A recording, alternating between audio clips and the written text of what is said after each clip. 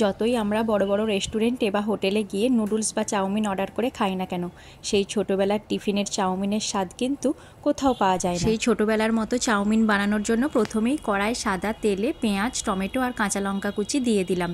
পেঁয়াজ, টমেটো আর কাঁচা লঙ্কা কুচিটা বেশ ভালো করে ভেজে নেব। ভালো করে ভাজা হয়ে গেলে দুটো ডিম ফাটিয়ে দিয়ে দেব। সব কিছুর সাথে ডিমগুলো বেশ ভালো করে ঝুড়ি ঝুড়ি করে ভেজে নিতে হবে।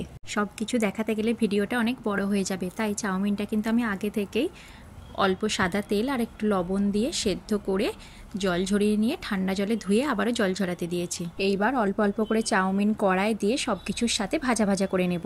একবারে চাউমিনটা দিলে ভালো করে ভাজা যায় না, তাই আমি অল্প অল্প করে দিচ্ছি, আবার উল্টে পাল্টে নেড়ে দিয়ে আবারও অল্প দিচ্ছি। এইভাবেই সমস্ত চাউমিনটা মিশিয়ে নেব।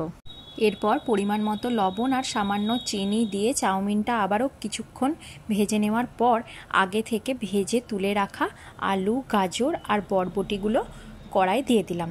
তারপর খুব ভালো করে সব কিছু মিশিয়ে নিলেই সেই ছোটোবেলার স্কুলের টিফিনের মতো এগ চাউমিন একদম তৈরি। ওপর থেকে একটু সসও দিয়ে দিতে পারো। আজকের রেসিপিটা কেমন লাগলো কমেন্ট করে জানিও। ভালো লাগলে চ্যানেলটি সাবস্ক্রাইব করে পাশে থেকো।